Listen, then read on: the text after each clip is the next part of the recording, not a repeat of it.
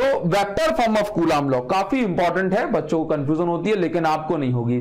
ठीक, चलिए, तो vector form of coulomb law क्या कहता है, कैसे हम कूलाम लॉ को वेक्टर फॉर्म में लिखते हैं। देखो, जनरल जो लॉ है स्केलर फॉर्म, ये हम जानते हैं क्या होता है, 1/4πε0 Q1 Q2 upon R square, ये हम समझते हैं ना। बताओ, ठीक, मान के चलो कि मेरे पास दो चार्जेस हैं, एक चार्ज है Q1, ध्यान से समझना, बिल्कुल ध्यान से समझना, आपको कोई भी डाउट नहीं रहने दूंगा कि देखो मेरे पास दो चार्ज हैं, एक चार्ज है Q1, इसको मैं लिखा Q1, और दूसरा चार्ज है Q2। क्लियर? हाँ, अभी ये जो चार्ज है इसकी डिस्टेंस है यहां से R1 और इसकी डिस्टेंस यहां से R2। एक्चुअल में ये जो चार्जेस जो हमने R1 R2 दी, ये इसकी पोजीशन है, इसको हम बोलते हैं पोजीशन वेक्टर। ठीक, चलिए, तो ओरिजिन से Q1 की पोजीशन हो गई R1, Q2 की पोजीशन हो गई R2। अब अगर मैं कहता हूं कि इन दोनों के बीच की डिस्टेंस कितनी है, तो सर आपने कहा कि ये डिस्टेंस तो R है ना, हम नॉर्मल R ही यूज करते हैं। नहीं, R है, बिल्कुल सही है, लेकिन जब मैं वेक्टर की बात कर रहा हूं तो मुझे डायरेक्शन के साथ बताना पड़ेगा। तो अगर मैं R1 से R2 जाता हूं तो मैं इसको लिखता हूं R12 वेक्टर। ठीक, और अगर मैं R2 से R1 आता हूं तो मैं इसको लिखता हूं R21 वेक्टर।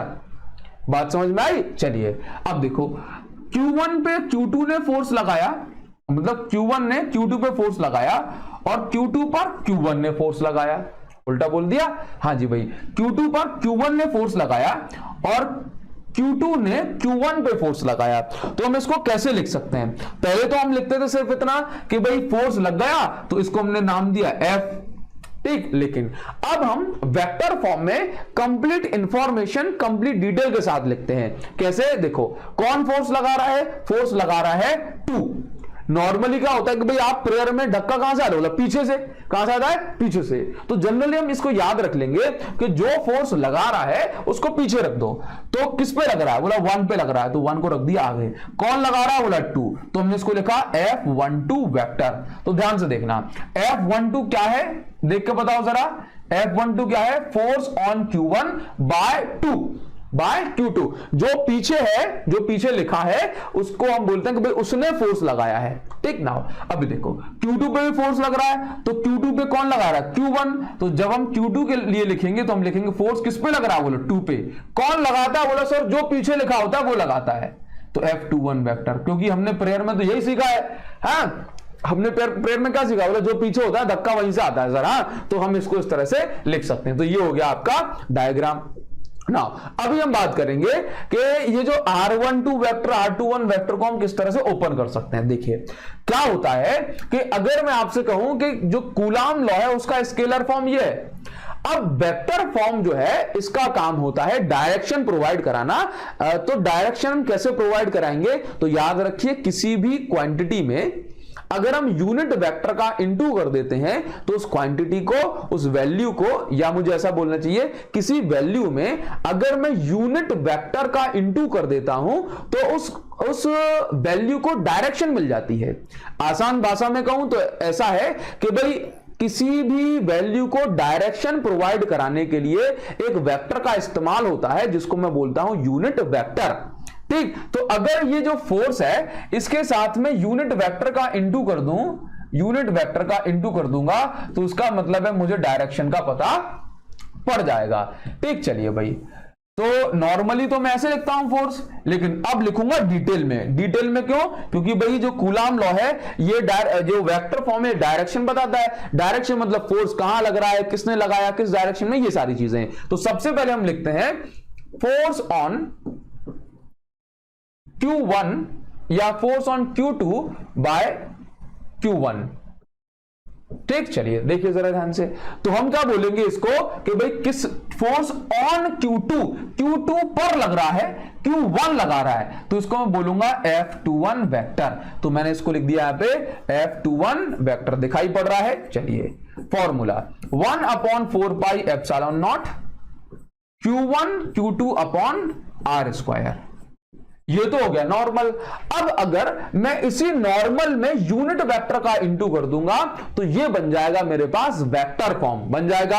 अब वेक्टर फॉर्म कैसे बनाऊंगा, तो देखो यूनिट वेक्टर क्या होता है, तो यूनिट वेक्टर का काम होता है डायरेक्शन प्रोवाइड कराना, लेकिन क्या होता है, तो देखो यहां पे unit vector is equal to A vector upon उसी का मैग्नीट्यूड। यूनिट वेक्टर का फॉर्मूला देखो, आपने क्लास 11th में कुछ ऐसा देखा होगा कि भाई ए कैप, किसी भी उसके ऊपर कैप लगा दो तो ये होता है यूनिट वेक्टर, ठीक। और ए कैप को ओपन करना है तो फॉर्मूला क्या होता है, ए वेक्टर अपॉन इसी का मैग्नीट्यूड, मतलब सिर्फ इसकी वैल्यू, मैग्नीट्यूड का मतलब क्या होता है, सिर्फ वैल्यू। चलिए तो Q1 Q2 इंटू अपॉन में आर स्क्वायर।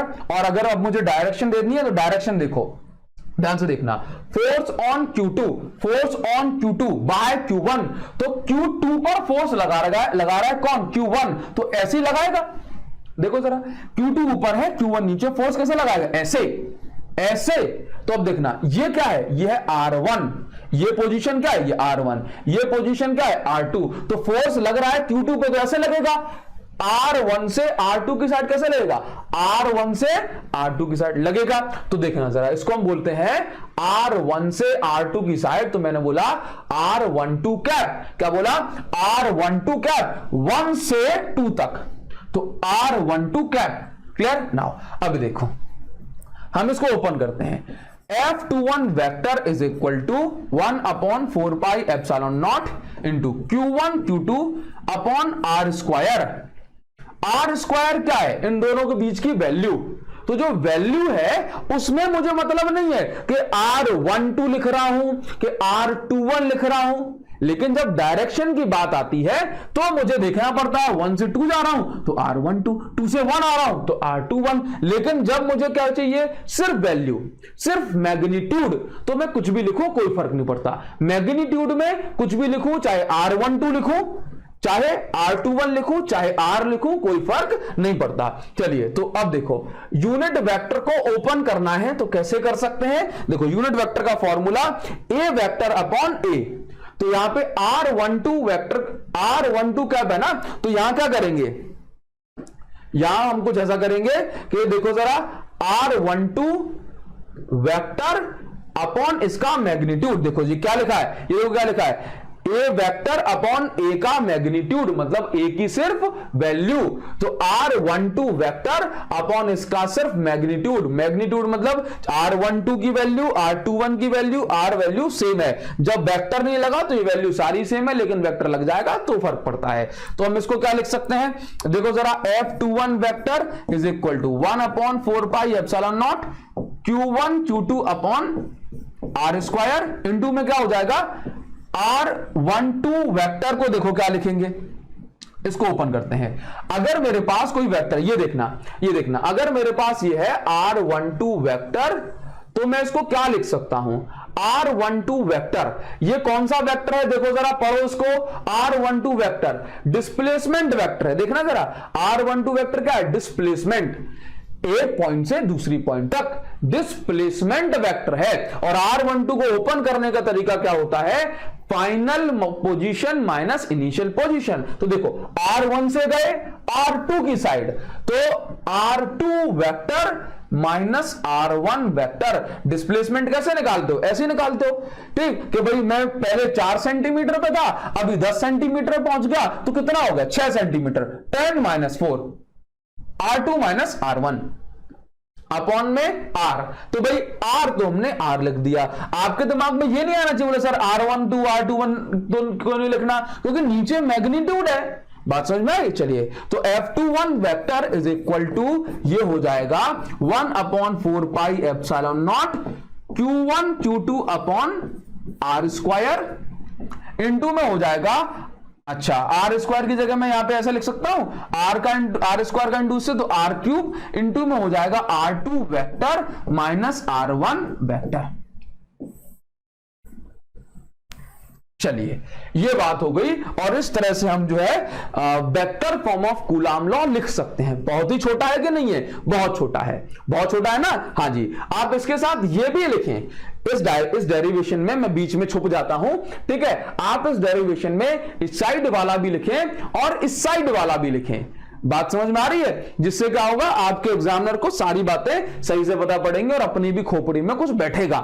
बात कुछ समझ में आ रही है? चलिए भाई, अब यहां पर एक चीज और रह जाती है, क्या? देखो, सबसे पहले आपको ये लिखना है, बाद में आपको ये लिखना है, ठीक। देन अब ये हम आ जाते हैं यहां पे। अब देखो, एक्चुअल में जो इलेक्ट्रोस्टैटिक फोर्स होता है ना, ये कॉमन फोर्स होता है। कौन सा? Electrostatic force with electrostatic force is common force, common and central force. Central force तो मैंने बता दिया था अभी आपको, लेकिन कॉमन फोर्स ही बता रहा हूं। कॉमन फोर्स का मतलब यह है कि अगर ये Q1 और Q2 कितने भी बड़े क्यों ना हो, लेकिन इनके बीच में अगर इस पे 10 न्यूटन लग रहा है तो इस पे भी 10 न्यूटन ही लगेगा, ठीक। Both forces will be same, both forces will be same, दोनों फोर्सेस सेम ही होंगे, यह बात आपको याद रखनी है, ठीक। तो यहां पर समझो, तो जितना फोर्स Q1 ने Q2 पर लगाया उतना ही फोर्स Q2 भी Q1 पे लगाएगा। तो यहां पर मैं ऐसा बोलूंगा कि भाई फोर्स ऑन अभी किस पे? Q1 by Q2। तो क्या लिखूंगा इसको, बताओ जरा? Force on Q1 by Q2 धक्का दे रहा है, इसका मतलब Q2 को पीछे लिखूंगा। हाँ, तो Q2 को पीछे लिखूंगा, तो फोर्स ऑन 1 बाय 2। चलिए, तो F12 vector is equal to, देखो जरा, कुछ नहीं, आप जरा सोचो कि जितना जो फोर्स है, मैं ऐसा बोलता हूं ना कि जो फोर्स F12 था, बात सुनो, जो फोर्स इस पे लगा, इस पे, उसका ही सिर्फ उल्टा फोर्स लग जाएगा ना इस वाले पे, वैल्यू तो बराबर होगी। तो ऐसा बोलूंगा ना कि F12 will be equal to F21, but जो उनकी डायरेक्शन होगी ये ऑपोजिट हो जाएगी। तो F12 की जो वैल्यू है ये हो जाएगी कितनी भाई? देखो जरा, देखो F21 का नेगेटिव, तो इसके आगे आप लगाओ माइनस साइन, और ये वैल्यू ऐसी की ऐसी 1/4 पाई एप्सिलॉन नॉट। थोड़ा छोटा छोटा लिख रहा हूं, देख लेना, समझ लेना। Q1 Q2 upon R cube. चलिए, R2 vector minus R1 vector, R2 vector minus R1 vector, ये बात समझ में आ रही है? R2 वेक्टर माइनस R1, थोड़ा सा जो है क्वालिटी बढ़ा लेना, यहां पे देखना R2 vector minus R1 vector लिखा है ना। अभी देखना, अब ये माइनस साइन के कारण इसके अंदर के साइन पलट जाएंगे, तो मैं इसको लिखूंगा F12 vector is equal to minus के साइन के कारण ये अंदर के साइन पलट जाएंगे, तो ये हो जाएगा 1/4 पाई epsilon not Q1 Q2 upon R cube, और ये हो जाएगा R1 vector minus R2 vector. तो ये हो गया कूलाम लॉ का वेक्टर फॉर्म। आई होप आपको समझ में आ रहा होगा। मुझे कमेंट सेक्शन में आपसे चाहिए कि सर मुझे समझ में आ गया। टेलीग्राम ग्रुप को ज्वाइन कर लेना, लिंक डिस्क्रिप्शन में है। अगर ना मिले तो क्या करना है, टेलीग्राम पे जाओ, सर्च करो अभिषेक साहू सर फिजिक्स, आपको वीडियो, आपको सारी नोटिफिकेशंस, आपको सारी जो पीडीएफ वगैरह है वो सब कुछ मैं प्रोवाइड करता रह रहा हूं और करूंगा। तो जरूर जाकर के टेलीग्राम पे जाके उसको चेक कर लो।